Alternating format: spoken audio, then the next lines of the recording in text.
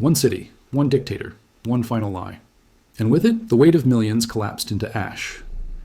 It is April 16th, 1945, a pale spring morning in a city that no longer breathes. Above Berlin, the skies roar with Soviet artillery. More shells are falling here in a single day than on any other city in European history. Streets tremble, windows dissolve into dust. The air itself shakes, as if the earth is being beaten apart. And beneath that storm of steel, in a bunker 20 feet below ground, a man still paces. His hair is gray, his hands tremble, but his voice still rages against armies that no longer exist. Adolf Hitler, once ruler of an empire that stretched from the Atlantic to the gates of Moscow, now commands shadows and lies. He speaks of counterattacks that will never come. He imagines armies that no longer march. His words echo through damp corridors where secretaries pretend to believe. Above him, boys no older than 14 carry Panzerfausts into streets carved from rubble. Old men, pressed into the Volkssturm militia, stand at barricades made of broken bricks and overturned tramcars. Women barter wedding rings for scraps of bread or dig through ruins for water. The city that had once been the proud capital of the Reich has become a trench surrounded on all sides, waiting for the end. But this is not only the story of a battle. This is the story of a collapse, of a system devouring itself, of how lies carried a nation to its final hour. These last days in Berlin are not just military history. They are human history at its most fragile, promises dissolving, families breaking, a world ending with a whimper and a scream. For the next few hours, we will walk slowly through this ending. We will see the ceremonies that continued even when there was nothing left to celebrate. We will listen to the voices of generals and children, soldiers and civilians, all trapped in a city that had already died, even as it still burned. So as you settle into this long night, let the noise of your own world fade. Breathe slowly, as if you too were descending the steps into that bunker, leaving the surface behind. This is not a story to rush. It is not one to skim. It is a descent, measured, careful, ritual, into the final chapter of the Third Reich. If this kind of slow, unhurried telling is your ritual, you are welcome to join me again. Consider subscribing, not as a transaction, but as a way of returning here whenever you wish to sit with history in the quiet hours. For now, let the lights dim and let us begin. The German army still existed, but only on paper. Dozens of divisions still appeared in situation maps, their proud names written in black ink: Panzer, Grenadier, Fallschirmjäger. Yet many of those divisions had no tanks left, no fuel, no men. They were ghosts, summoned by staff officers in a bunker who still moved flags across maps as if those armies could march again. In reality, Berlin had no armies left. What it had were children carrying weapons too heavy for their shoulders, old men pressed into militia service, and fragments of broken units stumbling westward. The Reich that once ruled half of Europe had collapsed into a single city, encircled and waiting for the end. On April 20th, 1945, Adolf Hitler turned 56 years old. It should have been a moment of silence and despair, but instead, there was a ceremony. The walls of Berlin shook with Soviet bombardment, yet inside the Reich Chancellery, boys from the Hitler Youth were brought forward. They were hardly soldiers. Some were 12, others maybe 15, dressed in oversized uniforms that hung loose around their thin frames. Each carried a Panzerfaust, a disposable anti-tank weapon taller than some of them. Their faces were pale but set with determination. This was the culmination of their indoctrination. Years of promises that they were the future of the Reich. Now, their future had arrived, and it was a suicide mission. Hitler appeared before them, thinner than ever, his hands shaking, his eyes glassy. Yet he spoke with warmth to the boys. He patted their cheeks, pinned iron crosses to their tunics, and told them they had defended the fatherland with courage. Eyewitnesses said he even smiled, perhaps one of the last smiles of his life. The boys saluted him, eyes wide with pride. In that moment, they must have believed they were part of something eternal, something greater than themselves. Within days, many of them would be lying in the ruins of Berlin, crushed beneath Soviet tanks or gunned down in streets that had become rivers of rubble. After the brief ceremony, Hitler returned underground, back to the bunker that smelled of damp concrete and stale air. Above him, the children he had decorated marched into the fire. Berlin's defense had become a funeral procession for its youth. By mid-April 1945, Berlin was the center of the Soviet Union's greatest military operation. Marshal Georgy Zhukov's First Belarusian Front attacked from the east, while Ivan Konev's First Ukrainian Front pushed from the south. Together they fielded almost 2.5 million men, more than 6,000 tanks, and thousands of aircraft. Against this tidal wave, the German defenders could muster barely 90,000 soldiers, perhaps half of them experienced. The rest were Volkssturm, militia made up of boys and old men. Another 40,000 members of the police, Hitler Youth, and various Nazi Party organizations were pressed into service. In total, Berlin's defense numbered perhaps 120,000 fighters, supported by fewer than 100 tanks and armored vehicles. The Soviets had crossed the Oder River earlier in April and broken through the Silo Heights, the last major defensive line east of Berlin. It had been a bloody battle. Some historians estimate 30,000 Soviet dead in just 3 days, but Zhukov had pushed forward relentlessly, using the sheer mass of his artillery and infantry. The German army group Vistula, commanded by Colonel General Gotthard Heinrici, fought fiercely, but it could not stop the advance. Soviet forces surged toward Berlin like floodwaters breaking a dam. By April 21st, the first shells fell on Berlin itself. Witnesses described the bombardment as apocalyptic. Entire blocks disappeared under waves of explosions. Flames consumed what had not already been destroyed by Allied bombing raids. One civilian wrote in her diary, "The earth shakes like a fever. There is no silence anymore, only fire." Inside the city, General Helmuth Weidling was placed in command of the defense. He tried to impose order, assigning sectors, positioning. The last tanks, organizing the Volkssturm into crude battalions. Yet the truth was obvious. The city was doomed. Ammunition was scarce, fuel almost gone, food dwindling. The few tanks that remained often stood idle for lack of gasoline. Still, the Nazis ordered resistance to the last breath. Propaganda urged Berliners to fight with whatever they had. Rifles, grenades, Molotov cocktails. Barricades were built from paving stones and tramcars. Anti-aircraft guns were dragged into the streets to be used against Soviet armor. But nothing could disguise the hopelessness. Against Zhukov's and Konev's forces, Berlin was a city of civilians armed with desperation. As Soviet armies encircled the capital, the human toll mounted. Refugees clogged the streets, pushing handcarts piled with blankets and children. Rumors spread of Soviet atrocities, mass rapes, looting, killings.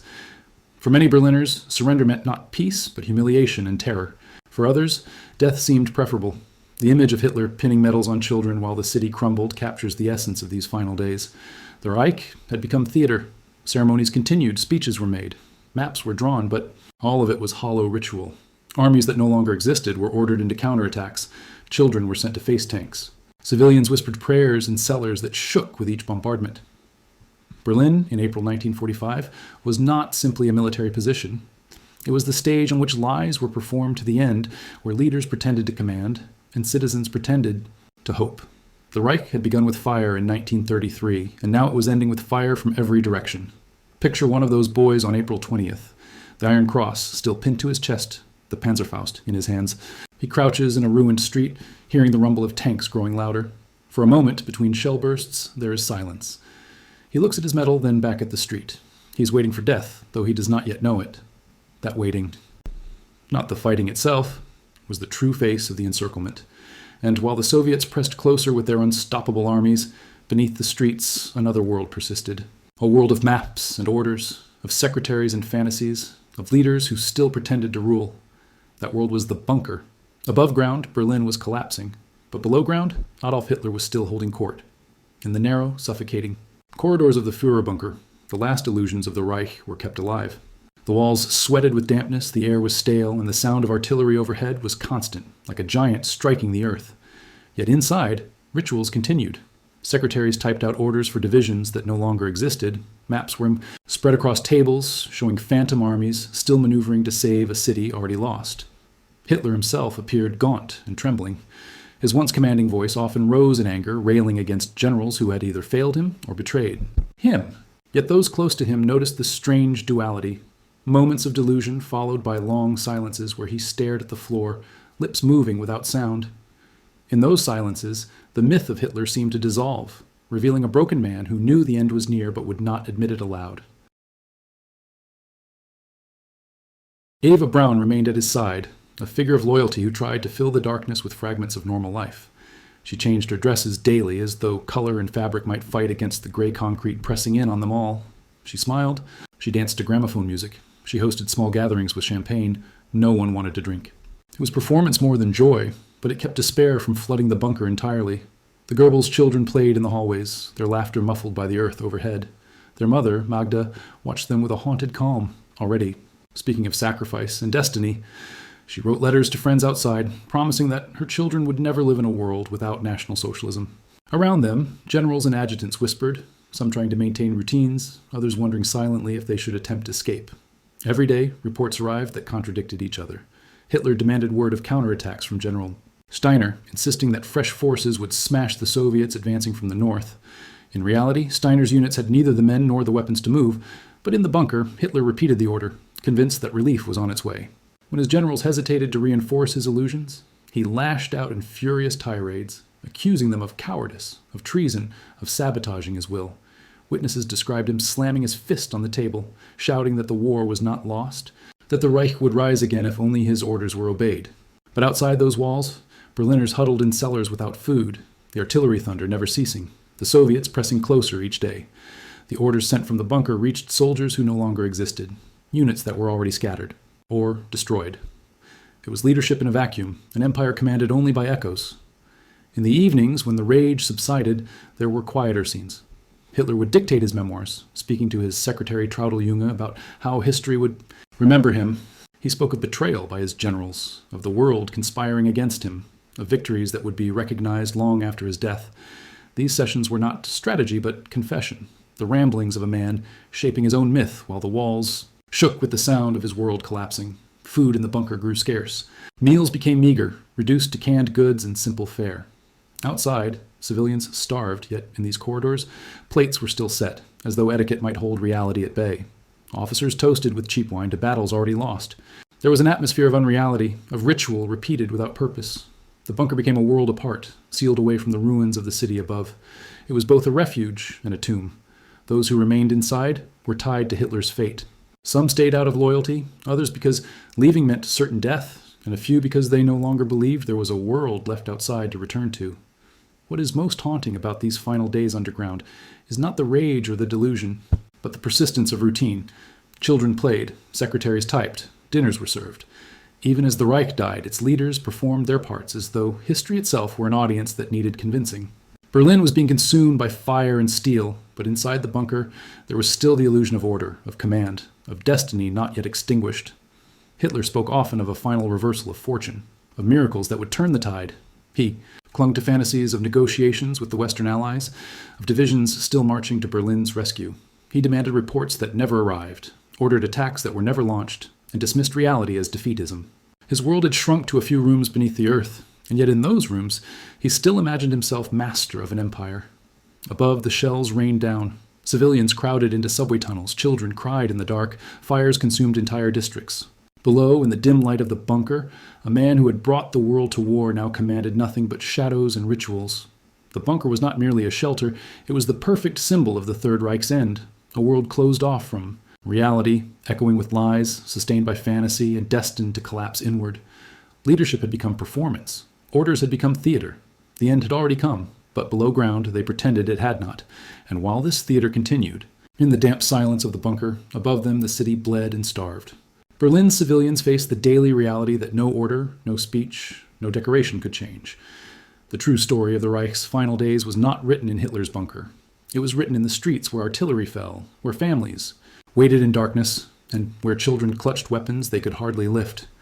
For those trapped in Berlin in April 1945, the city was no longer a capital.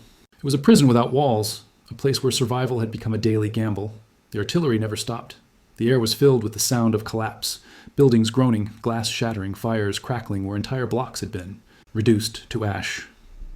Yet, in the midst of this storm, civilians still clung to life, improvising ways to endure another hour, another night. Food was almost gone. Long before the Soviets reached the city, the blockade had strangled supply lines. Shops were empty, bakeries shuttered, ration cards little more than paper. Families boiled weeds for soup. Some dug through rubble for tins left in bombed-out apartments. Bartering became the last economy. A wedding ring for a sack of potatoes, a fur coat for a few scraps of bread. Hunger gnawed at every thought, and the faces of Berliners grew thin, hollow, and desperate. Water was carried in buckets from fountains, often under fire. To fetch it meant stepping into open squares where artillery could fall at any moment.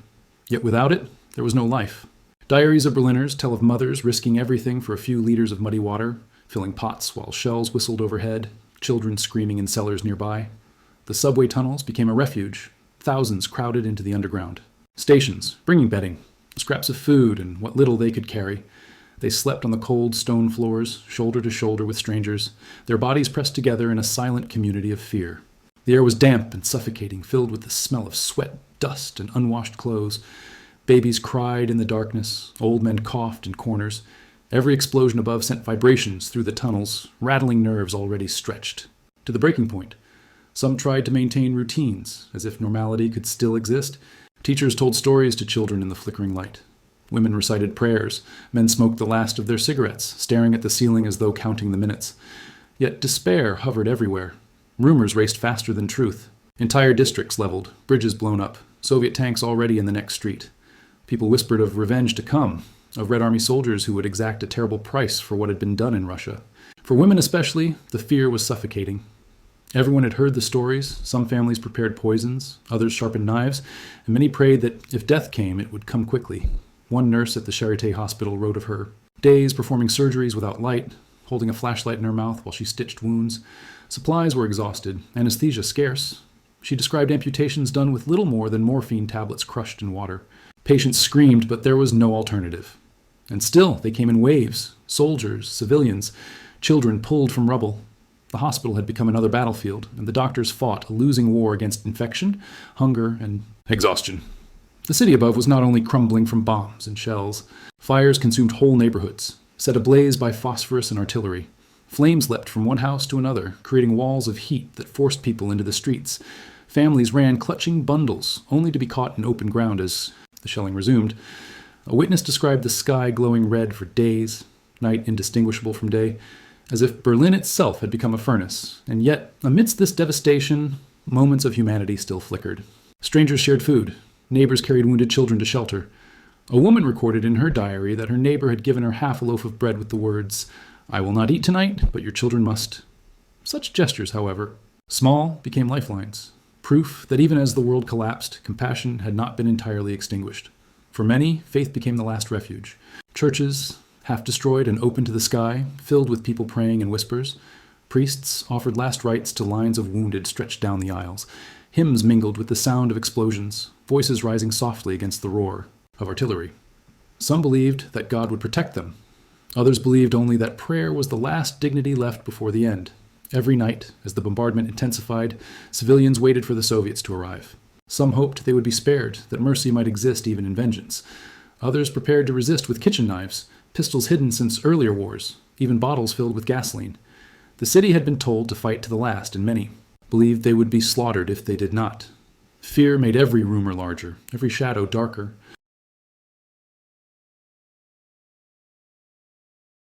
By late April, Soviet forces began entering the suburbs. The sound of tanks echoed through the streets, and civilians cowered in basements as machine guns rattled above. Some raised white flags, sheets tied to broomsticks, hoping to be spared. Others kept silent, waiting to see what came through their doors. The moment of truth had arrived, and no one could predict how it would unfold. In these final days, Berlin civilians lived in a paradox. They were at once the center of history and its forgotten victims.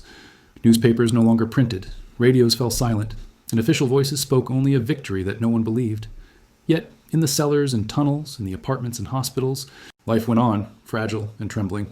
Mothers still comforted children, lovers still whispered in the dark, and amid the fire, people still clung to hope, however faint, that dawn would bring something other than death.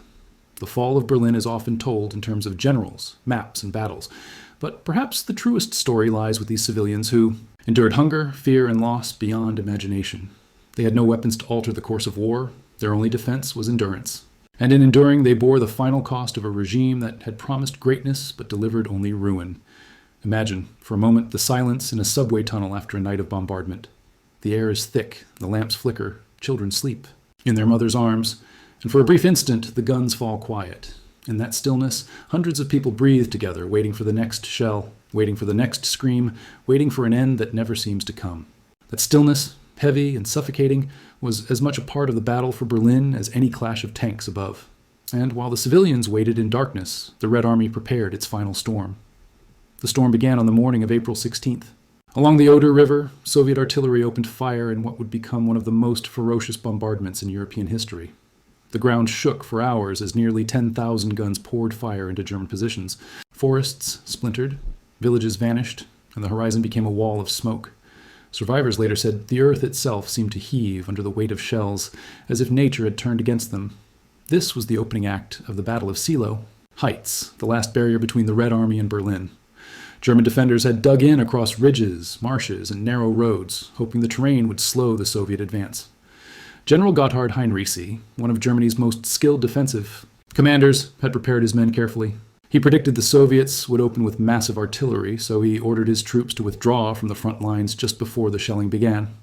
When the Soviet firestorm hit, much of it fell on empty trenches. For a brief moment, the defense seemed clever, but then the bombardment shifted, creeping forward, striking the new positions with equal fury.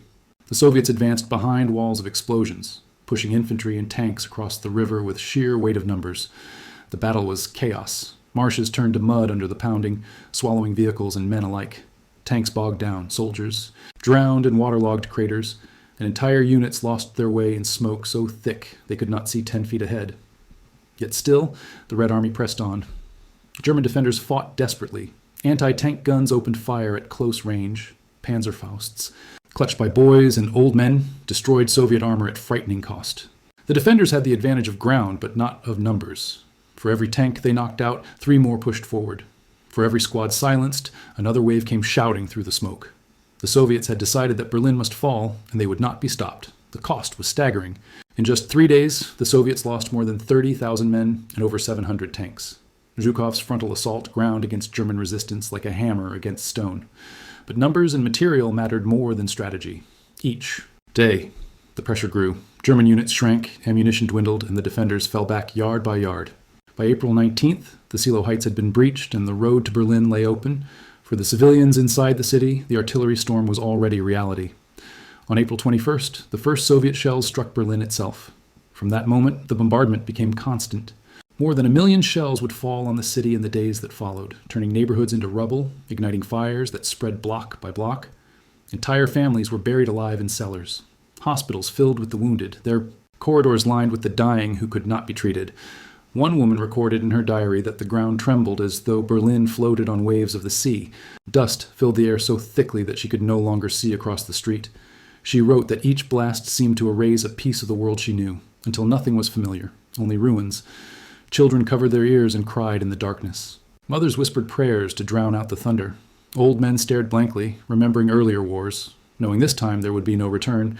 The shelling spared no one. Landmarks that had stood for centuries collapsed.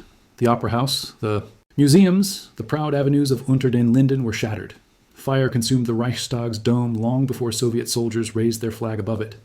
The bombardment did not distinguish between soldier and civilian, between defense and whole survival. It was destruction as total as any Europe had ever seen, and still the city endured. People dug through rubble for survivors. They carried water through burning streets. Nurses worked by candlelight in cellars where blood mixed with dust. Survival became resistance, not to an enemy, but to annihilation itself. Inside the bunker, Hitler raged at his generals. He shouted that the armies would hold, that counterattacks were already underway. He insisted that the Soviets were suffering catastrophic losses, that victory was still possible. In truth, the artillery storm was not just destroying the city. It was destroying the last illusions of command. Orders sent from the bunker dissolved in the roar of shells, never reaching the men who no longer existed to carry them out. The storm of artillery was more than military power. It was a symbol. Every shell that fell on Berlin was a reminder that the Reich, which had promised to endure for 1,000 years, would not survive its 12th. Every explosion marked the collapse of the illusions that had carried millions into war. Each crater in the earth was a wound in the promise of greatness that had led only to ruin. And yet, even in this storm, there were moments of silence. Between barrages, the city would pause. Smoke hung heavy, the fires crackled, and for a few heartbeats, there was quiet. In that quiet, civilians breathed, soldiers reloaded, children slept fitfully. The silence was not peace, only the pause between blows, but it was enough to remind those still alive that life continued, fragile and temporary. The artillery storm was the beginning of the end. Once it began, there was no stopping it. The Soviets had committed everything, and they would not turn back. Berlin was encircled, its defenses shattered, its people trapped in a storm of fire. Above ground, the Red Army advanced street by street. Below ground in bunkers and cellars, people waited, listening, counting the seconds between explosions, knowing that sooner or later the storm would reach them, and as the thunder of guns shook the earth.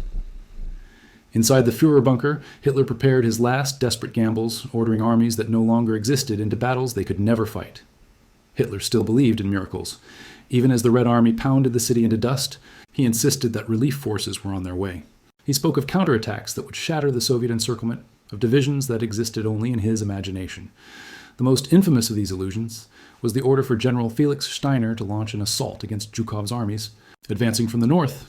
In reality, Steiner had no army. His command was a skeleton, scattered remnants of divisions already destroyed, units with no fuel, no ammunition, and in many cases, no men. Yet, in the bunker, Hitler demanded that Steiner attack. Maps were marked, arrows drawn, and staff officers pretended to believe. The order was transmitted, but nothing happened. Outside, the artillery continued. Inside, the silence after the order grew heavier with each hour. When the truth could no longer be denied, Hitler erupted. In one of his final outbursts, he raged against his generals, accusing them of betrayal, cowardice, and treason. He shouted that they had deceived him, that they had destroyed everything he had built. His voice rose until it broke, a furious storm that echoed off the concrete walls.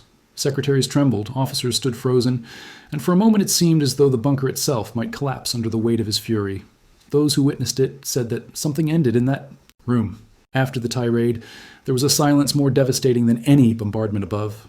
Hitler slumped in his chair, exhausted, defeated in spirit if not in words. For the first time, even his closest followers understood that he no longer commanded reality. He commanded only the echoes of his own voice.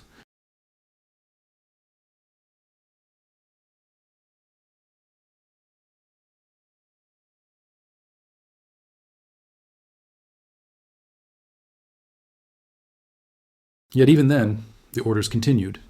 Maps were redrawn, phantom divisions shifted. He spoke of Wenck's 12th Army, a force retreating from the west, and claimed it would swing around to rescue Berlin. In truth, Wenck was already struggling to reach his own lines, fighting simply to keep his men alive. Hitler spoke of the 9th Army, trapped in the Halbe pocket, and claimed they would break through and join Wenck in a grand relief. In reality, the 9th Army was surrounded, starving and being annihilated. Each order was theater. Each promise was a ritual, repeated not to change the outcome, but to keep despair at bay for a few more hours. Around him, ministers and generals nodded, some out of fear, others out of habit. But behind their eyes, they knew. The Reich no longer had armies. It had maps, words, and lies. Outside the bunker, the futility was obvious. Soldiers fought in streets reduced to rubble, firing from windows and cellars, destroying tanks at point blank. Range. Every block became a fortress, every intersection a battlefield. But there was no strategy left, only resistance measured in hours. Berlin was being eaten from the outside in, and no relief would ever come. In those days, even the most loyal began to waver. Heinrich Himmler, head of the SS, quietly reached out to the Allies through secret channels, offering to negotiate surrender in exchange for his own survival. Hermann Göring, once heir to Hitler's throne, sent a telegram suggesting he take over leadership since the Führer was trapped in Berlin. When Hitler learned of these moves, his rage burned anew. Himmler was branded a traitor. Göring was stripped of his titles. But these betrayals were only reflections of the larger truth. Even the inner circle no longer believed in miracles. The last gambles of the Third Reich were not gambles at all. They were illusions, the final performance of a system sustained by lies until its final breath. Soldiers fought on, not for strategy, but because surrender seemed more terrifying than death. Civilians endured because they had no choice. Leaders pretended because admitting reality meant admitting that 12 years of blood and sacrifice had ended in nothing but ruin. In one of his final meetings, Hitler told his officers that the German people had failed him. If they could not win the war, they did not deserve to survive. He spoke of destruction not as tragedy, but as justice. If Germany perished, it was because it was unworthy. These words, spoken in the depths of the bunker, revealed the last truth of his regime. It had never been about the people. It had always been about his own will, his own myth, his own belief that destiny bent to his commands. When destiny refused, he blamed those who had followed him into the abyss. The last gambles were never about saving Berlin. They were about preserving an illusion until the final moment. Phantom armies, treasonous allies, betrayal and rage. All of it played out while the city above was ground to dust. The Reich did not collapse with one final decisive battle. It collapsed with empty orders, with maps covered in arrows that pointed nowhere, with a leader shouting at ghosts. Imagine, for a moment, the silence in the bunker after one of those furious tirades. The walls damp, the lights flickering, the sound of distant shells rumbling above. Secretaries sit frozen at their desks, typewriters idle. Officers shift uncomfortably, eyes downcast, waiting for the storm to pass. And then, nothing. Only the sound of breathing, the faint scratch of a pencil, the dripping of water through concrete. That silence was the true measure of the Reich's last gambles. While Hitler raged below, Berlin continued to fall above. The Soviets pressed forward block by block, paying in blood for every street but never stopping. German units fought with courage but without hope. For them, the war was already lost, but death was easier to face than surrender. They had been told for years that surrender meant slavery, annihilation, dishonor. And so they fought on, even as they knew no rescue would ever come. The final gambles of the Third Reich were not battles. They were lies told to hold despair at bay. Lies that cost thousands of lives in the last weeks of a war already decided. Lies that kept children in the streets with Panzerfausts, that sent civilians into hopeless resistance, that told a dying empire it still had a future. The artillery thundered, the city burned, and the man who had promised 1,000 years ruled over a few rooms of damp concrete. His orders carried no weight. His gambles had no chance. But still he played, rolling dice with nothing left to wager but lives already lost. And while these phantom armies marched only on paper, real soldiers from beyond Germany's borders were still fighting in the ruins. Men who did not belong to Berlin, but who chose to die there anyway. Foreigners in black uniforms, their loyalty to a cause not their own, standing to the last amid the rubble. In the ruins of Berlin, not everyone fighting for Hitler was German. Among the last, defenders were men from France, Scandinavia, the Netherlands, even Spain. They had crossed borders, sworn oaths to a foreign leader, and now, at the end, they too were trapped in the burning capital of a dying empire. The most infamous were the French volunteers of the SS Charlemagne division, numbering only a few hundred. By April 1945, they had marched into Berlin knowing they would never return. Many had once been fascists or collaborators, others disillusioned men who believed Germany's fight was their own. They were told that their sacrifice would redeem them, that dying in Berlin would prove their loyalty beyond doubt. Whatever their reasons, they chose to stand and fight in a city that was not theirs. One young Frenchman, barely 20, wrote a letter before the final battle. He told his family that he had no illusions left, that he would likely never see them again. He wrote that he fought not for Germany, but for an idea, a Europe remade in strength. His letter was never delivered. He died in the rubble near the Reichstag, his body one of thousands lost beneath the stones. Alongside the French were Scandinavians who had joined the SS years earlier, convinced that Hitler's war was the vanguard of a new Europe. Norwegians, Danes, Swedes, some fanatics, some adventurers, some simply men who had no home to return to. Now they fought in the ruins, holding positions against Soviet tanks, manning machine guns until they overheated, running through smoke with grenades in their hands. Their accents mixed with German and Russian curses in the shattered streets, their blood mingling with that of men far from their homelands. There were others, too, Dutch volunteers who had once dreamed of a Nazi Europe in which the Netherlands would be a proud province of a greater Reich. Spaniards, veterans of the Blue Division who had fought in Russia, clinging to the belief that their stand in Berlin would echo the struggle of Franco's fascist state.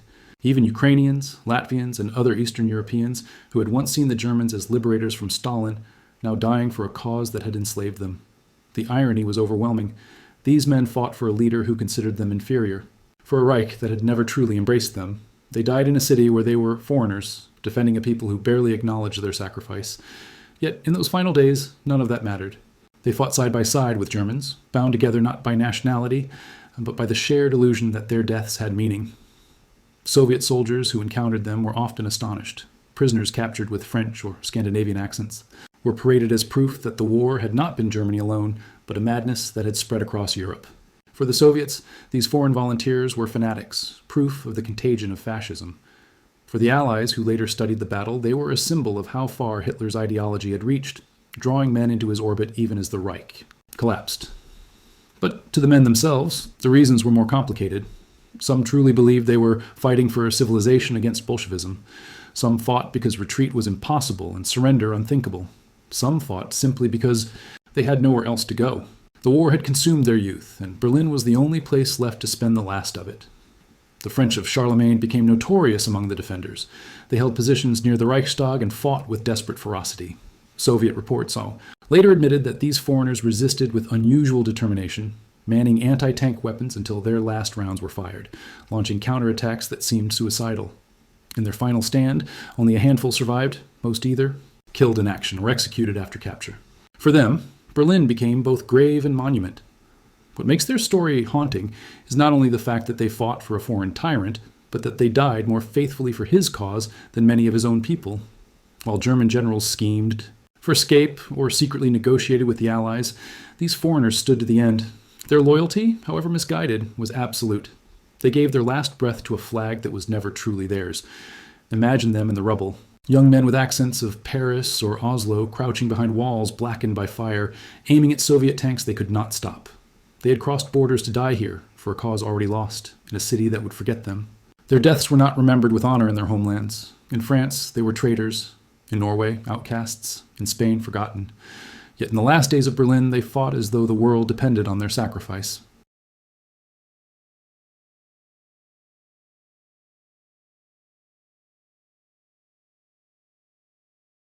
It is tempting to dismiss them as fools or fanatics, but their presence tells us something deeper about the reach of ideology, about the way war erases boundaries and reshapes identity. They became Berliners in their deaths, not by birth or loyalty, but by the simple fact that they fell among its ruins. When the Reich finally collapsed, their names were erased, their bodies lost in mass graves, their memories stained by the cause they chose. But for a few desperate days, they were part of the last defense of Berlin, foreign voices shouting in the smoke, foreign blood soaking into German soil. The city that consumed its own children also consumed them. And as their last bullets were fired, as their last breaths left them, the illusion of unity they fought for dissolved. Berlin was not the capital of a new Europe. It was the grave of a broken dream, shared by men who had crossed borders to die for a lie. And while foreigners held their posts in the ruins, Berlin's own women bore the greatest burden of all, waiting in cellars and tunnels as the Red Army advanced street by street, knowing that their suffering had only begun. The Reich had promised protection. For years, propaganda showed images of strong soldiers shielding the homeland, of heroic men standing between their families and the enemy. But in the final days of Berlin, it was the women who bore the heaviest cost. They were not protected. They were left to endure the full weight of defeat, and their suffering became one of the darkest chapters of the city's fall. In the cellars and tunnels where civilians sheltered, women whispered to each other of what was coming. Rumors had swept through the city long before the first Soviet soldiers entered the suburbs. Stories from the east spoke of mass rapes, of revenge taken without mercy, of villages consumed not only by fire but by shame. Some dismissed these stories, as propaganda meant to stiffen resistance. Others believed them and prepared as best they could. Mothers hid their daughters. Families kept poison hidden in small bottles. Knives were sharpened, not to fight, but to end life quickly if horror became unbearable. When the Red Army arrived, those fears became reality. Soviet soldiers, hardened by years of unimaginable suffering, unleashed their rage upon the women of Berlin. The memory of German atrocities in Russia, the burning villages, the murdered children, the mass graves, hung heavy in the minds of men who now stood in the ruins of their enemy's capital. For many, vengeance became indistinguishable from justice. The result was a wave of violence that scarred Berlin long after the last gun fell silent. Diaries from those days described the terror with painful clarity. One young woman wrote of hiding in a dark corner of a cellar, clutching her younger sister as footsteps echoed on the stairs. She prayed they would pass by, that the soldiers would take food or drink and leave. But they did not. She recorded, the hours afterward, as though writing from outside her body, detached from her own suffering. Another woman described lining up with neighbors as Soviet troops demanded women, while men were shoved aside, powerless to protect them. Some husbands begged to be shot rather than watch. Many were forced to witness. Estimates of how many women were raped in Berlin vary, but historians believe the number reached into the hundreds of thousands. It touched nearly every family, every street, every district. No age was spared. Victims ranged from young girls barely into their teens to grandmothers in their 70s. For some, the assaults were once. For others, they went on for days. The shame, the trauma, the silence that followed lasted lifetimes. Yet even in this horror, women endured. They nursed children, they found food, they comforted each other in whispers. In some cases, women formed protective groups, agreeing to shield one another, to share the burden, to fight in small ways against the tide of violence. Some sought protection by offering themselves to a single soldier, hoping that attachment might prevent worse. Others simply endured in silence, their faces blank, their spirits bent but not broken. For many women, the war did not end with surrender. It continued in their bodies, in their memories, in the quiet knowledge that they had been used as battlefields long after the guns stopped. Berlin was rebuilt in the years that followed, but beneath the new stones lay scars that could not be seen.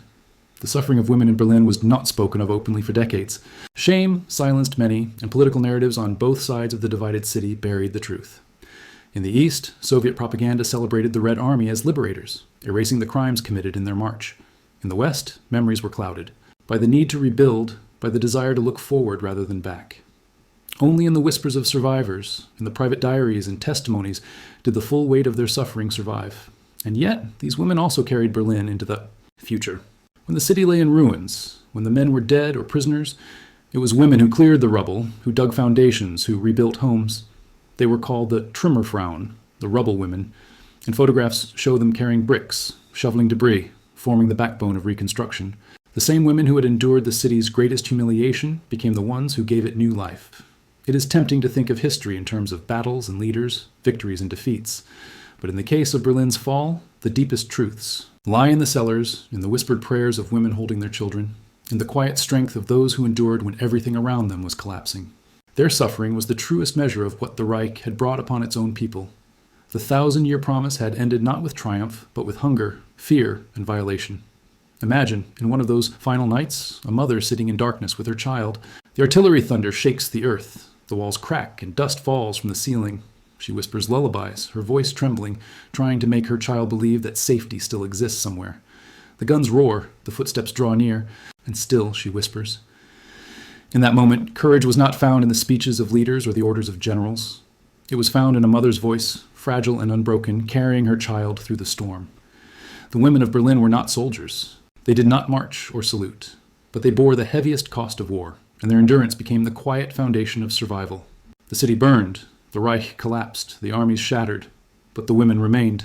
They carried Berlin through its darkest hour not with weapons or orders, but with the strength to endure, to rebuild, and to live when all seemed lost. And while they whispered in cellars as they carried water through burning streets, as they endured the weight of vengeance, above them the last commanders of the Reich argued in bunkers and offices, their power collapsing even as they still pretended to rule. The war of generals was breaking apart, just as the war of civilians had already been lost. Even as Berlin burned and its people suffered, in the bunkers and offices of the Reich, the war was still being waged on paper. Generals shuffled maps. Officers wrote orders. Messengers hurried through smoke-filled corridors with directives that no longer meant anything. The collapse of command was not sudden. It was a slow unraveling, a theater of authority performed even as the stage itself disintegrated. At the center of this unraveling was Hitler himself. His rage had grown erratic, his tirades more violent, his demands increasingly detached from reality. After the failure of Steiner's phantom attack, after the collapse of the Ninth Army, after Wenck's inability to move, his fury turned inward. He accused his generals of betrayal, of cowardice, of treason. No one could satisfy him, because no one could conjure armies out of the ruins. He had asked for miracles, and when none appeared, he declared that his people had failed him. Meetings in the bunker became less about strategy and more about blame. Hitler spoke of vengeance against officers who had let him down. He dreamed aloud of punishments, of executions, of entire families wiped away for disloyalty. Some of those present still nodded, still pretended to believe. Others lowered their eyes, knowing the words were empty. The Reich no longer had the means to punish anyone. It barely had the means to exist. Above ground, command dissolved in chaos. Orders reached units that no longer existed or arrived after the men had already been killed. Radios crackled with fragments. Couriers were cut down in the streets, and entire battalions simply vanished without word. Generals in the city tried to assert control, but their lines of communication were broken, their supplies gone, their soldiers scattered. The machinery of war had become fragments, and no one could piece them back together. Even among the highest ranks, divisions grew. Hermann Göring, once designated as Hitler's successor, sent a telegram from Bavaria suggesting he take power, since the Führer was trapped. Hitler erupted at the suggestion, declaring Göring a traitor, stripping him of all authority. Heinrich Himmler, head of the SS, secretly reached out to Western allies, offering surrender in exchange for his own survival. When Hitler discovered this, his fury was volcanic. Himmler, too, was branded a traitor, his name cursed in the bunker. The circle grew smaller each day. Those who remained loyal did so out of fear, or because leaving meant certain death. Generals who questioned orders were dismissed or ignored. Officers who suggested surrender were threatened. The Reich had become a kingdom of shadows, ruled by suspicion and paranoia. Every man wondered if the one beside him would be denounced next. In those final days, General Helmuth Weidling, tasked with defending Berlin, struggled to hold even a fragment of order. He moved his headquarters into a school basement, trying to coordinate defense block by block. But his reports told the truth. Ammunition nearly gone, food almost exhausted, resistance collapsing everywhere. He begged for permission to surrender, to save lives, but the answer from the bunker was always the same: fight to the last man. The collapse of command was not only German. The Soviets, too, argued among themselves. Zhukov and Konev, both vying for Stalin's approval, competed to be the first to capture Berlin. Their rivalry drove them to push harder, to hurl men into the furnace of the city without regard for casualties. The Soviet command structure was unified in goal, but divided in pride. For the men in the streets, it meant only more blood. Inside the bunker, time lost meaning. Days blurred together, punctuated by artillery thunder and Hitler's rants.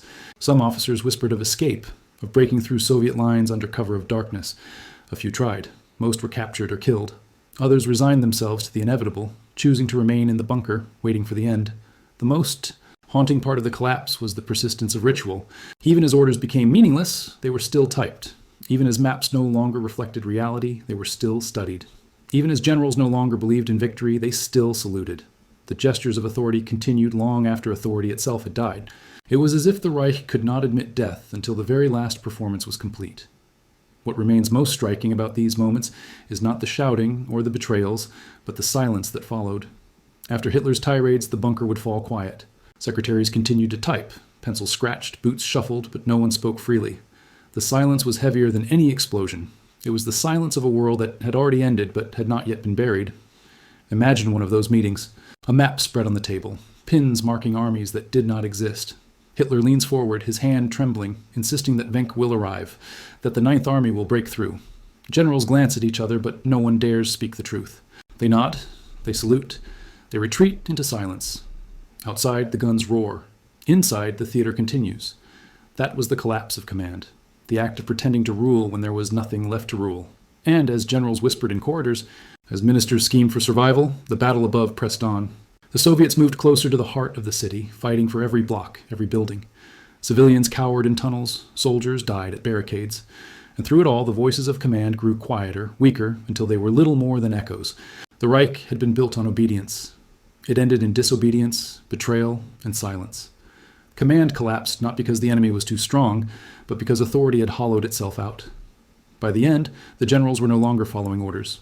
They were waiting, like everyone else, for the inevitable. And while the machinery of leadership crumbled, children still fought in the streets, armed with Panzerfausts, dying one by one in battles they could never win. By April 1945, the German army was no longer an army. It was fragments, remnants, shadows. And into that void stepped the Hitler youth, children pressed into the role of soldiers, their childhoods traded for Panzerfausts and armbands. The Reich had promised them greatness. What it gave them was rubble and death. In the final days of Berlin, boys as young as 12 stood at barricades. They crouched in ruined buildings, peered through broken windows, and waited for Soviet tanks to rumble down the street. Their weapons were often Panzerfausts, single-use launchers designed to pierce armor. Too heavy for their frames, too powerful for their shoulders, they fired them anyway. The explosion knocked them backward, sometimes killing them outright. But if they survived the blast, they often died seconds later beneath the tracks of the tanks they had struck. The streets of Berlin became graveyards for children. Witnesses recalled seeing their small bodies lying beside the massive hulks of Soviet armor, medals pinned to their uniforms by Hitler himself just days before. Some still clutched their weapons, their hands rigid in death. Others lay in groups, ambushed in alleys, cut down by machine guns. They fought with courage, yes, but also with the desperation of indoctrination. For years, they had been told they were the future of Germany.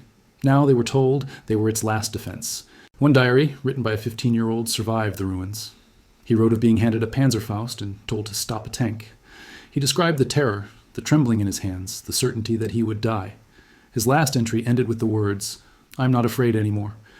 The next day, his unit was wiped out. His body was never identified. For many Berliners, the sight of children fighting was more unbearable than the destruction itself. Mothers wept as they watched their sons disappear into the streets, medals glinting in the dim light, weapons slung awkwardly over their shoulders. Some tried to stop them, to pull them back into cellars and shelters, but party officials threatened punishment for cowardice. The Reich demanded sacrifice, even from its children, especially from its children. Propaganda had prepared them well. Films, rallies, and speeches had filled their young minds with visions of glory. They had marched in neat rows, sung songs of destiny, believed they were invincible, and when the hour came, they carried those illusions into battle. But the illusions could not stop tanks, nor bullets, nor fire. The world outside their songs was merciless, and it consumed them. Soviet soldiers were stunned to find themselves fighting children. Some hesitated, others did not. War had hardened them too much to see innocence. They shot because they had to, because the children fired first, because mercy was a luxury they no longer possessed. Yet diaries of Red Army soldiers show that many were haunted by these encounters. They had come to destroy an army of murderers and fanatics, but in Berlin, they often found themselves killing boys who should have been in school, the Hitler Youth. Fought with a fanaticism that slowed the Soviet advance. Street by street they resisted, inflicting casualties far beyond their numbers. But their courage was not victory. It was sacrifice offered up to the illusion of a Reich that no longer existed. They delayed the inevitable, but they did not change it. In some districts, boys fought alongside old men of the Volkssturm, the bookends of a broken society. Children too young and men too old, pressed together into the same doomed ranks. The image of them fighting side by side remains one of the most haunting of the war. Boys whose voices had not yet deepened, men whose hands trembled with age, both dying for a cause that had already betrayed them. Inside the bunker, Hitler praised them as heroes. He spoke of their sacrifice as proof that Germany still had a future. He insisted that their courage would inspire a rebirth, that their deaths would not be in vain. But the truth was plain. Their blood was being spent to buy nothing but a few more hours of denial. Imagine one of those boys crouching in the rubble, the Iron Cross pinned to his chest by Hitler himself. He grips a Panzerfaust, the metal cold against his skin, the roar of tanks growing louder. His heart pounds, his breath catches, and then he rises, fires, and disappears in the smoke. A moment later, silence. He's gone and the tank rolls forward. That was Berlin's last defense. Courage without hope, sacrifice without meaning. The Hitler Youth in combat were not just soldiers. They were symbols of a regime that devoured its own children in its final moments. Their presence on the battlefield was proof of collapse, not of strength. They were the last offering of a state that had nothing left to give. And while they died in the streets, while their bodies lay scattered among the ruins, the Soviets pressed closer to the heart of the city, toward the Reichstag, the symbol of the Reich itself. The battle for Berlin was entering its final stage, and the storm would soon break over the last stronghold of Nazi power. By late April, the Red Army was inside Berlin. The encirclement was complete, the outer defenses shattered, and now the Soviets pressed into the city itself. What followed was one of the most brutal urban battles in history, fought block by block, house by house, sometimes room by room. The Soviets advanced in waves. Tanks crawled through the rubble, their tracks grinding over the stones of shattered avenues. Infantry followed close behind, storming buildings with grenades and automatic fire. Artillery thundered in support, pounding suspected strongpoints before soldiers moved in. The air was thick with smoke, dust, and the acrid smell of burning stone and flesh. Civilians huddled in cellars as entire districts collapsed above them. German defenders resisted fiercely. Every building became a fortress. Snipers hid in attics, firing at Soviet soldiers as they crossed open streets. Machine guns rattled from windows, cutting down men who advanced too quickly. Barricades blocked. Intersections, defended by Volkssturm, SS, and remnants of regular Wehrmacht units. For every Soviet tank that fell, more rolled forward. The defense was desperate, but it exacted a high price. The Soviets adapted quickly. They developed a grim rhythm. Tanks opened fire to smash walls, infantry rushed in, flamethrowers cleared basements and upper floors. Artillery pounded ahead. Progress was measured in meters, in staircases and hallways in blood. Entire companies were lost, storming a single block. Yet the momentum never faltered. Stalin had demanded the city, and Zhukov and Konev were determined to deliver it, no matter the cost. For civilians, the battle was a nightmare without end. Shells exploded outside their shelters, dust choking their lungs. Fires spread unchecked, consuming what little remained. Many civilians, desperate and terrified, hung white sheets from their windows, hoping to surrender. But in the chaos, surrender was no guarantee. Soldiers burst into basements with guns raised, not pausing to separate soldier from civilian. In many cases, survival depended on chance, on the mood of the men who opened the door. Eyewitness accounts tell of streets littered with bodies, of tanks burning, of children wandering alone through ruins. One man described emerging from a cellar after hours of bombardment to find his entire block gone, replaced by a crater filled with smoke. Another wrote of neighbors who chose suicide rather than wait for what they feared was coming. The collapse of the city was not only physical, but spiritual. The German leadership, watching from their bunkers, still issued orders for counterattacks that no longer happened. They spoke of holding lines that no longer existed, but in the streets, the reality was undeniable. The Soviets were everywhere, closing in on the city center, pushing relentlessly toward the Reichstag, the symbol of the Reich's power. As the battle intensified, the rivalry between Zhukov and Konev became clear. Both marshals wanted the honor of capturing Berlin, both eager to present victory to Stalin. Zhukov, attacking from the east, hurled his men into the heart of the city. Konev, coming from the south, pushed toward the government district. Their competition meant no pause, no caution, only unrelenting advance. The cost was staggering. Soviet casualties mounted by the tens of thousands, but the advance never slowed. In districts already overrun, civilians emerged cautiously from shelters. Some greeted the Red Army with relief, believing anything was better than more bombardment. Others met vengeance. Looting, assaults, and reprisals stained the victory. For many Berliners, the end of Nazi rule was indistinguishable from the beginning of another trauma. The defenders, though hopelessly outnumbered, fought with determination. Waffen-SS units in particular resisted fiercely, refusing to surrender, counterattacking even when surrounded. Foreign volunteers, fanatical and fatalistic, fought to the last. For them, the ruins of Berlin became both a battlefield and a grave. One Soviet officer later recalled the sheer exhaustion of the fighting. His men stormed one building, cleared it floor by floor, only to face another fortress across the street. The sound of grenades, machine guns, and screams echoed endlessly. He described Berlin as a labyrinth of death, each corner hiding another ambush, each hour costing more lives. For the Red Army soldiers, the sight of the Reichstag looming in the distance became both a goal and an obsession. They knew the war was almost over, yet the fight was still merciless. The closer they came, the harder the resistance grew. Every defender knew what the fall of the Reichstag would mean, and they fought with the desperation of men whose world was about to end. Imagine a street in the city center. Buildings collapsed on either side, flames leaping from shattered windows. Soviet tanks inch forward, their turrets swinging. Behind them, soldiers run, ducking into doorways, firing into the smoke. Grenades explode in stairwells. Above, snipers wait, pulling their triggers and then vanishing into the shadows. The street becomes a river of fire and noise, each step costing lives. That was the advance into Berlin. Not a single battle, but thousands of small ones stitched together. Into a storm. By the end of April, the Soviets were within sight of the Reichstag. The government district lay in ruins, but the building still stood, scarred and blackened. To Stalin, its capture was symbolic, proof that the heart of the Nazi regime had been destroyed. To the men storming the streets, it was simply another fortress, another deadly prize that would demand their blood. The city was collapsing, the defenses shattered, but the battle raged on. Berlin was dying, yet in its death throes it demanded sacrifice from all who remained within its walls. The Soviets pressed forward, relentless, step by step, toward the building that symbolized the fall of an empire. And as they drew closer, inside the bunker, Hitler prepared for his final birthday, a celebration, in name only, a hollow ritual performed, as the world outside dissolved into ruin.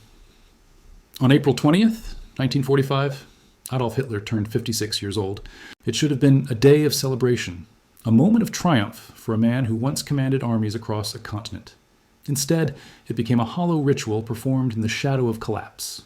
The city around him burned, the Soviet guns thundered, ever closer, yet in the bunker beneath the Reich chancellery the ceremony went on. Hitler emerged from his rooms looking frail, his hair gray, his hands trembling. His body was ravaged by illness and stress, his step unsteady, his voice weaker than it had ever been. But those gathered forced themselves to stand tall, to salute, to pretend that this was still the Führer they had followed for 12 years. Generals and ministers entered one by one, offering their congratulations, shaking his hand, murmuring words of loyalty they no longer believed. Among those who came were Joseph Goebbels, Albert Speer, and other figures of the inner circle. Goebbels spoke effusively, his loyalty unwavering even as reality collapsed. Speer, more pragmatic, looked at Hitler with the eyes of a man who knew the end was days away. One by one they filed in, paid their respects, and withdrew, leaving behind the strange impression of a funeral more than a birthday. Outside, Berlin crumbled. Soviet artillery hammered the city without pause. The roar of battle was so loud that even inside the bunker, the ground shook. Dust fell from the ceiling. Glasses rattled on tables. Yet inside that underground chamber, flowers were placed, hands were shaken, and the ritual of leadership played out for the last time. What makes that birthday haunting is the contrast between the ceremony and the reality. Hitler spoke of armies that no longer existed, of counterattacks that would never come. He insisted that Germany would rise again, that destiny had not abandoned him. His words echoed in the bunker, but outside they dissolved into the thunder of Soviet guns. For those present, the gap between words and reality was unbearable. Some stared at the floor, others forced themselves to nod. But all knew the truth.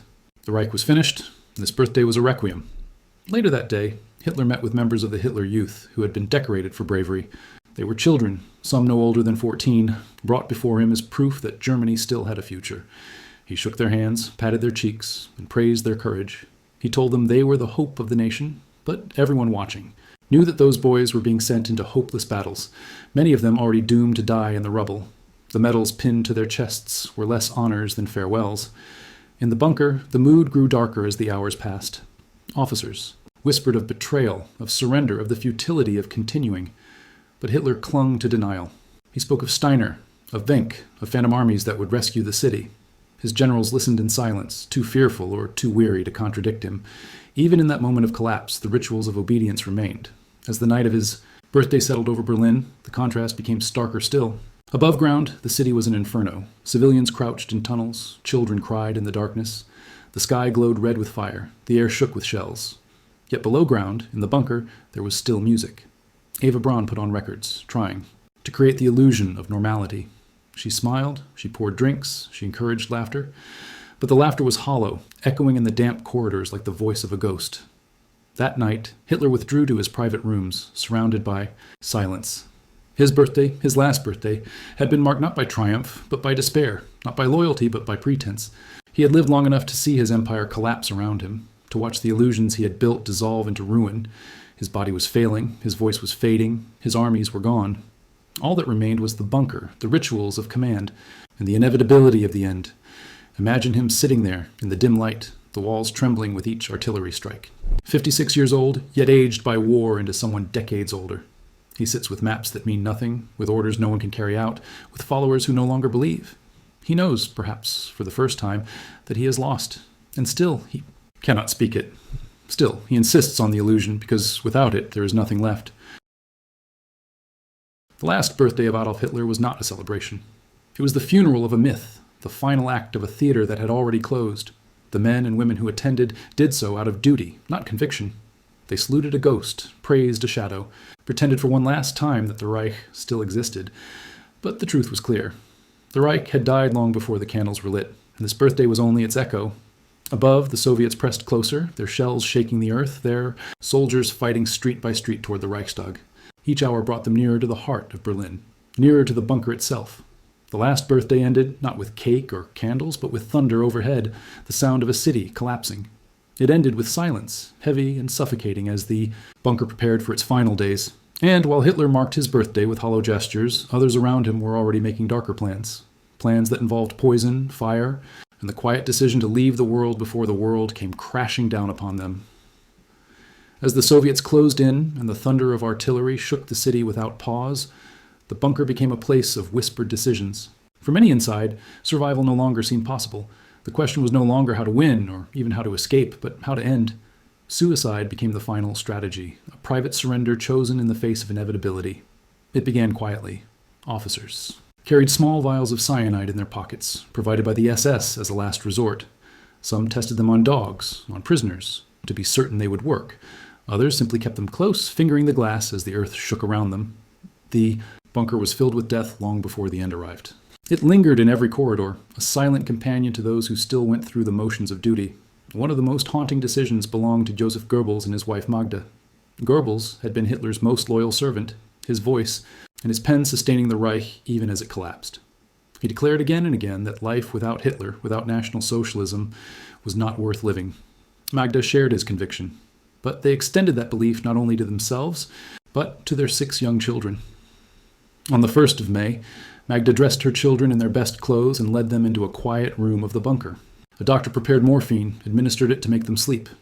Then, as they lay unconscious, cyanide was placed between their teeth. One by one, 6 children were poisoned, their lives extinguished in silence. Goebbels and Magda soon followed, taking poison themselves, their bodies later burned in the courtyard above. The devotion of the Goebbels family was not loyalty, it was annihilation, a final act of belief so twisted that it demanded even the death of innocents. Others followed the same path. High-ranking SS officers, unwilling to face capture, took their own lives. Some shot themselves in their offices, leaving bloodstains on papers still stacked on desks. Others swallowed cyanide in their beds, lying stiff as the guns shook the walls. Civilians, too, chose this escape. Families huddled together in cellars, swallowing poison to avoid what they believed the Soviets would do to them. Entire households vanished in silence, discovered days later when the battle had passed.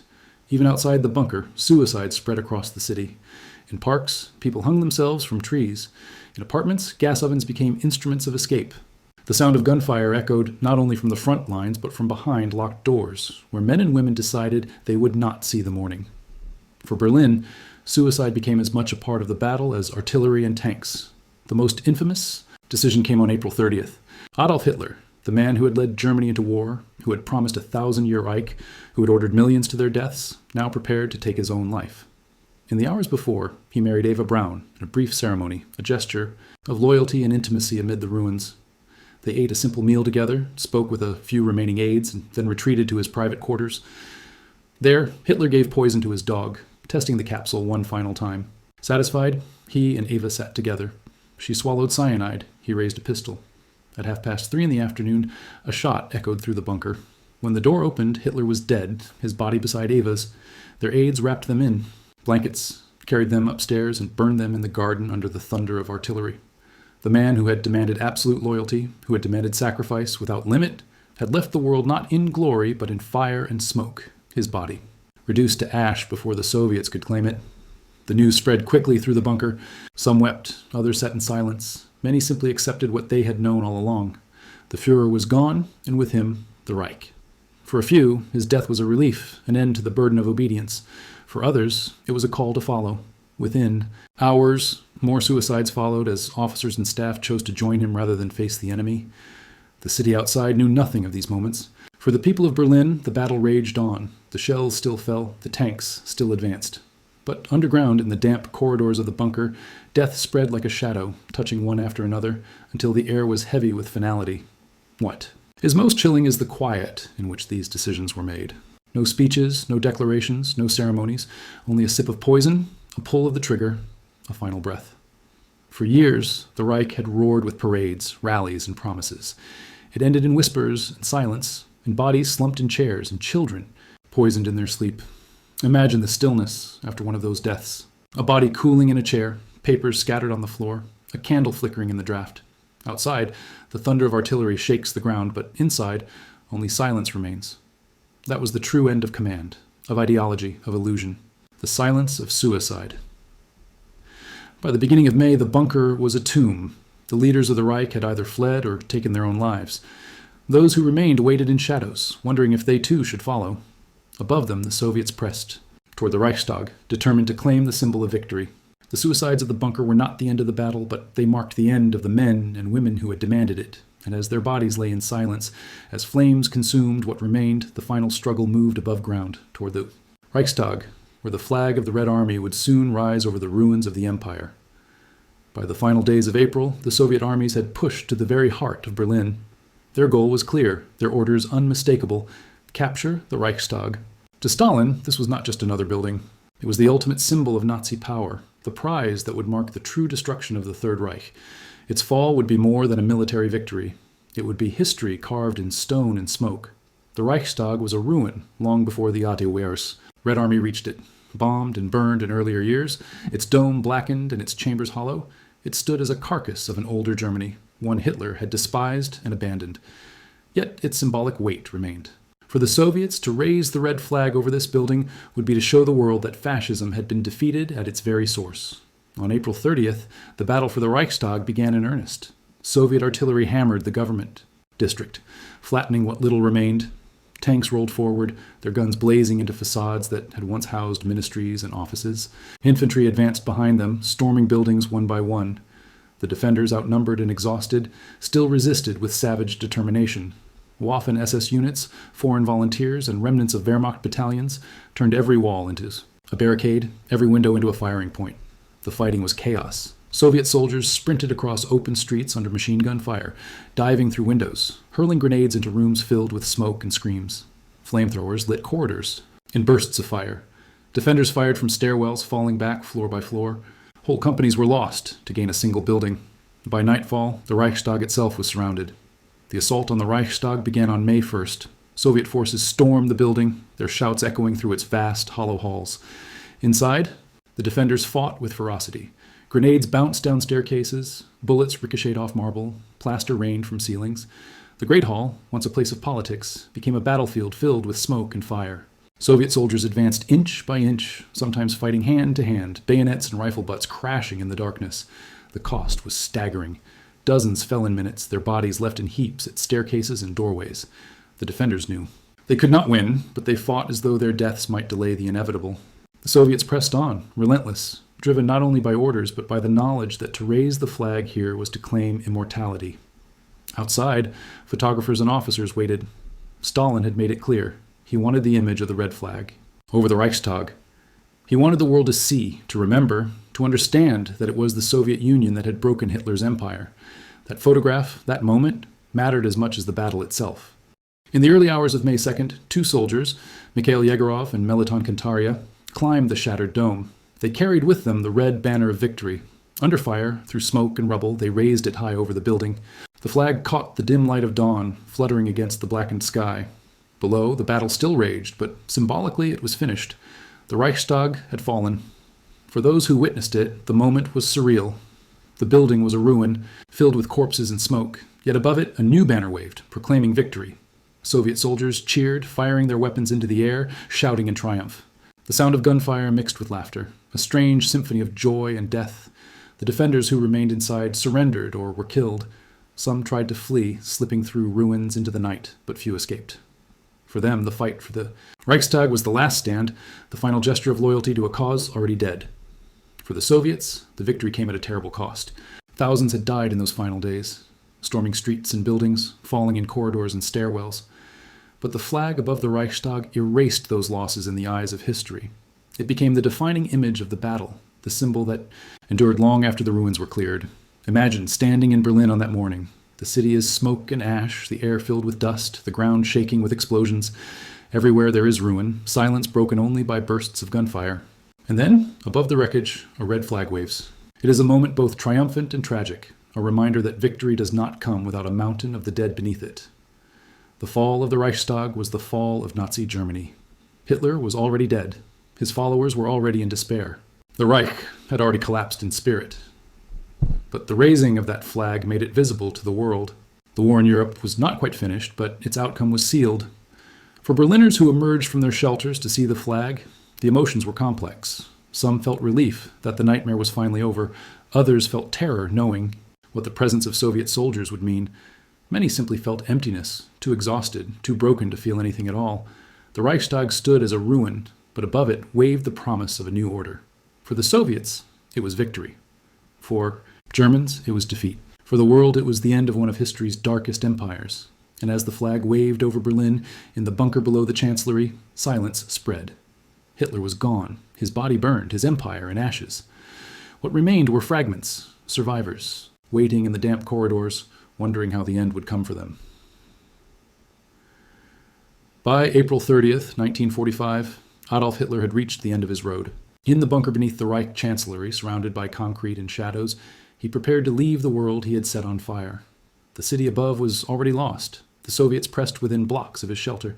The Reichstag, symbol of German power, was under assault. His empire was gone, his armies destroyed, his people abandoned to ruin. All that remained was the man himself, facing the end he had so often demanded of others. That morning, Hitler married Eva Braun. It was a brief, almost perfunctory ceremony, witnessed by a handful of aides. Eva had been with him for years, mostly in the background, smiling in photographs, a shadow beside the man who commanded nations. Now, in the final hours, she became his wife. They signed the register, exchanged vows, and returned to their rooms. There were no celebrations, no music, no joy, only the hollow gesture of loyalty performed on the edge of oblivion. Afterward, Hitler dictated his last political testament.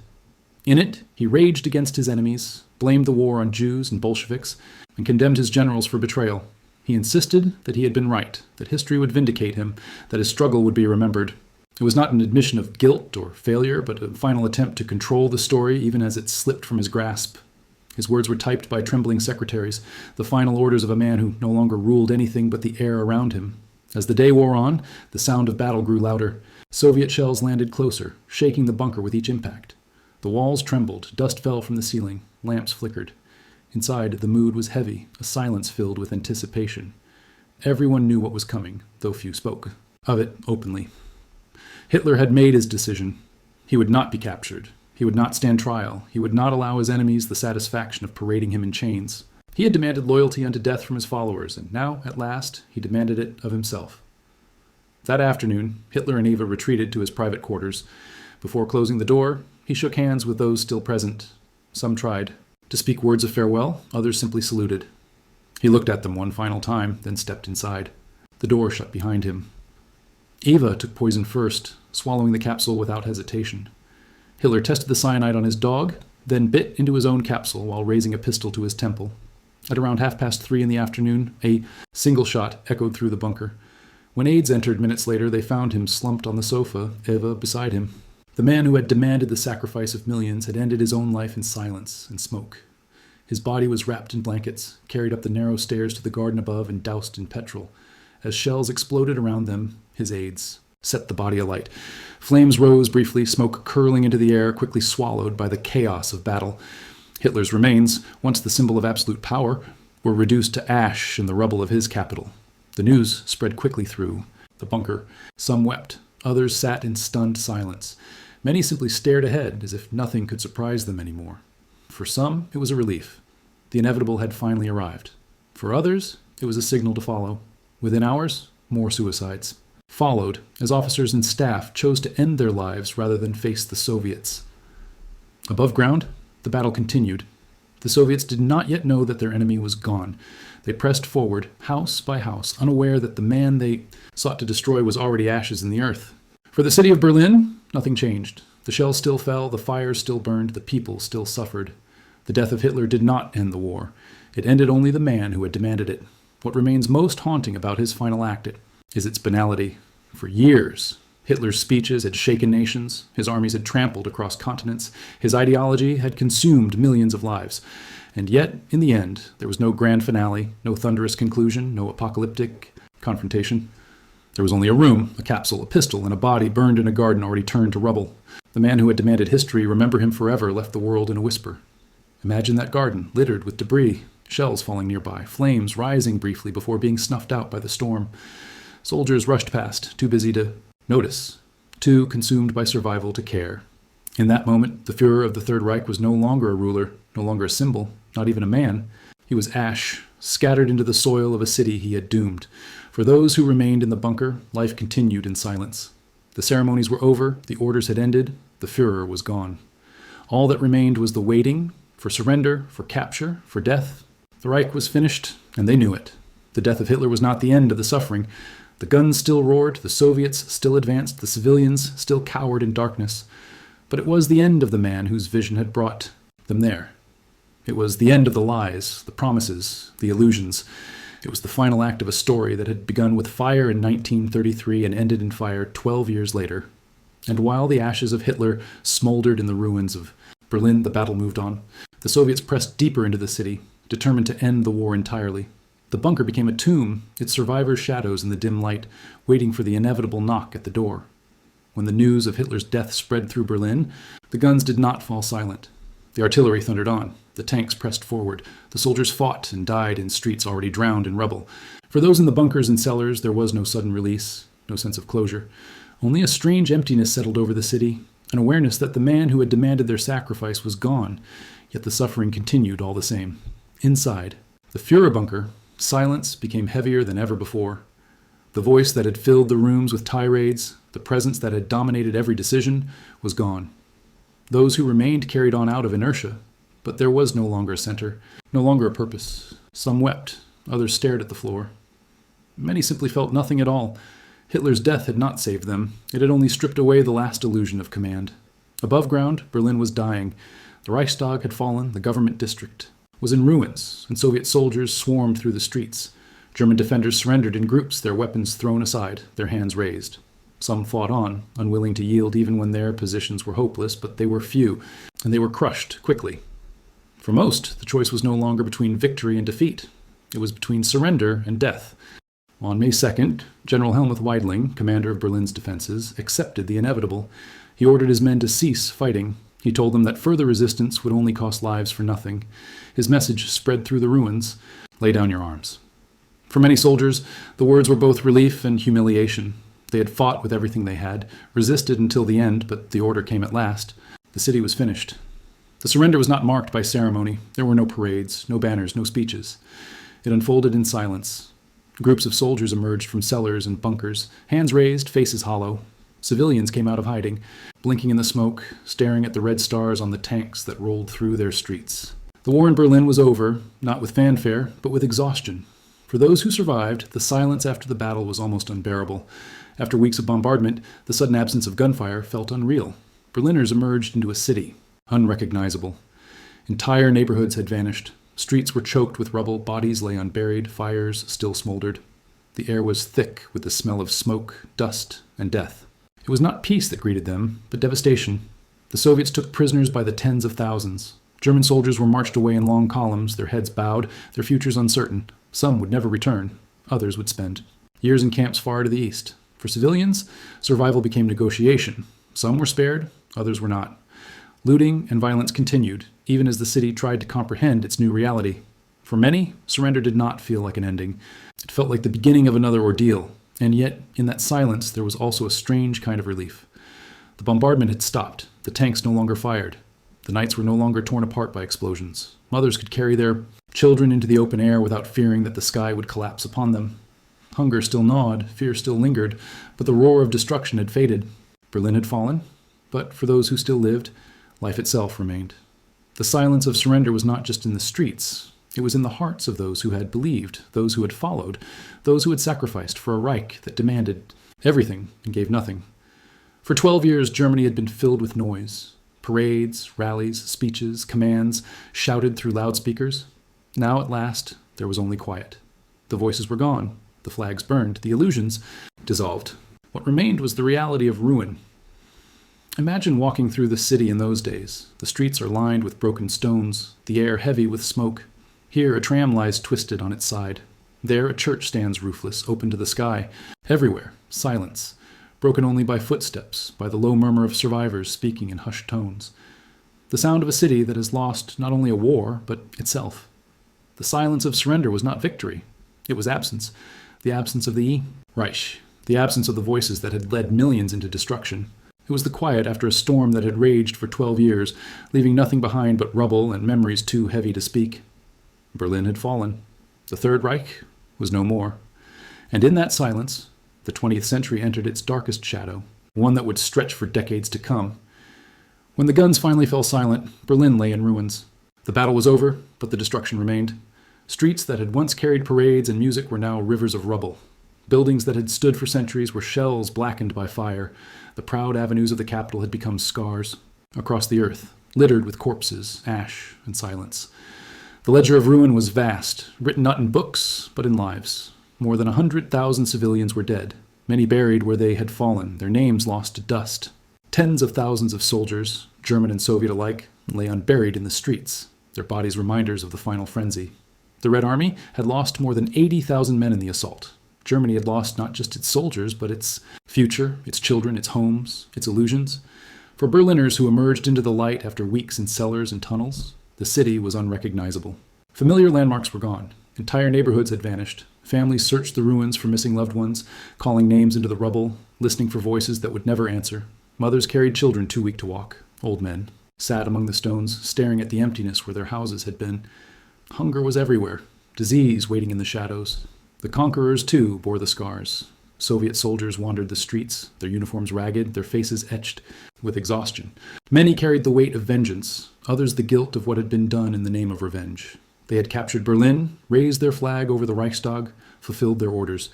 Yet for many, victory felt hollow, bought with the blood of comrades who had fallen in the ruins. For Germany, the war was finished. The Reich that had promised 1,000 years had lasted only 12. It ended not in glory, but in ash, not in triumph, but in silence. The dream of empire had become a nightmare of rubble, its legacy a world divided, its memory a warning carved into the ruins of Berlin. And yet, from this devastation, life stirred. Women carried buckets of bricks, clearing streets stone by stone. Survivors shared food, rebuilt shelters, tended to the wounded. The same people who had endured the fire now faced the colder task of survival.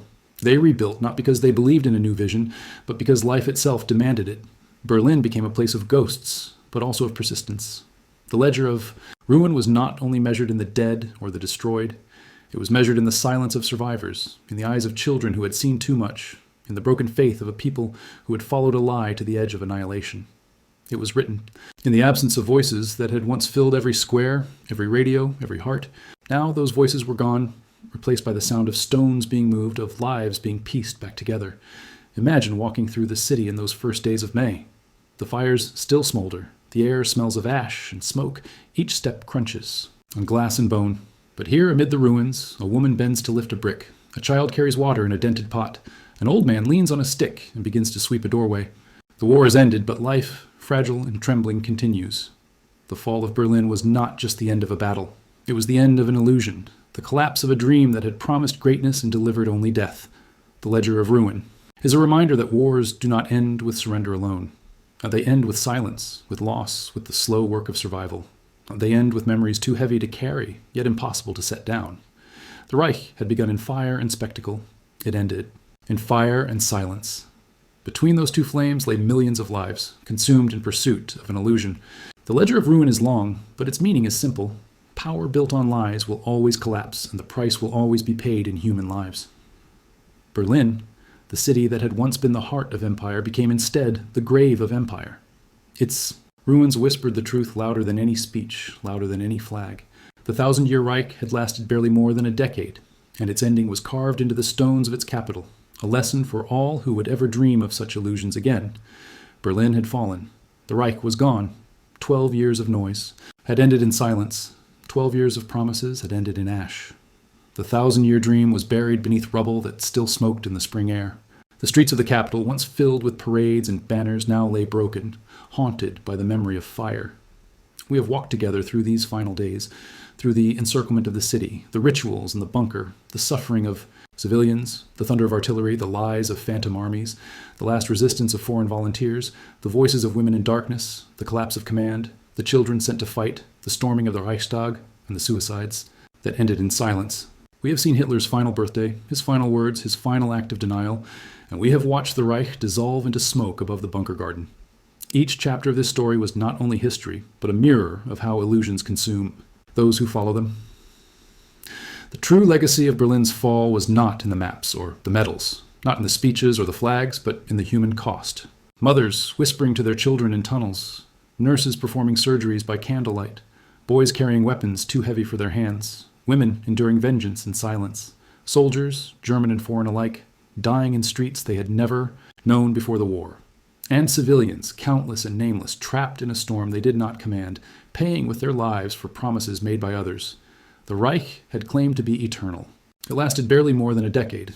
It promised greatness and delivered only destruction. In its end, it revealed the truth. Power built on fear, on lies, on violence cannot last. It consumes itself, leaving nothing behind but ruin. And yet, even in the ruins, life persisted. The rubble women lifting bricks, the children searching for food, the survivors whispering prayers and promises to rebuild. Out of devastation, they carried forward, step by fragile step. Berlin became not only a graveyard of empire, but a place where life against all odds began again. As you close your eyes tonight, let the noise of this story settle into quiet. Imagine the city after the battle, the guns finally silent, the smoke drifting. Away, the first fragile signs of dawn over a landscape of ruins. The silence is heavy, but within it lies a strange kind of peace, the peace that comes when the storm has finally passed. If this long, unhurried descent through history has brought you calm, you're welcome to return whenever the night feels restless. Here, in these quiet hours, the past will always unfold slowly, gently, carefully, until sleep takes you. Berlin is quiet now. The fire has burned out. The voices are gone, and the ruins rest beneath the stars. Let that stillness carry you into rest as well. Good night from the drowsy historian.